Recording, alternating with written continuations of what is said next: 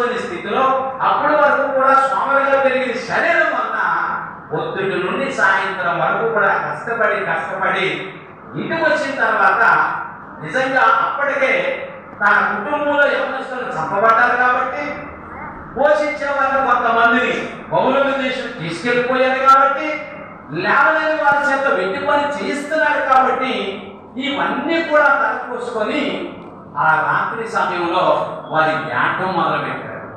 ఆ ఏడుపులకి ఏమైపోయింది అని ఆలోచన చేస్తా ఉంటే ఎంత భయంకరమైనటువంటి పరిస్థితులు ఎదురయ్యాయంటే ఆ ఏడ్చేటటువంటి సమయానికి పగలంతా కూడా పనిచేసి ఉన్నారు కదా, ఈ కన్నీళ్లు కాలుస్తూ అలిసిపోయి అలాగే నిద్రపోతే ఆ కన్నీళ్ళట చెంపల మీద ఆరుతూ ఉన్నాయంటే ఆ మాట చెప్పడం కోసం ఎవరినో రాత్రి ఎందు బహుగా ఏడ్చుతున్నది, కన్నీరు దాని చెంపల మీద కాల్చుతున్నది. బహుగా ఏడడం అంటే ఇప్పుడంటే తక్కువ మంది పిల్లలు, ఒకరు లేక ఇద్దరుంటే గొప్ప.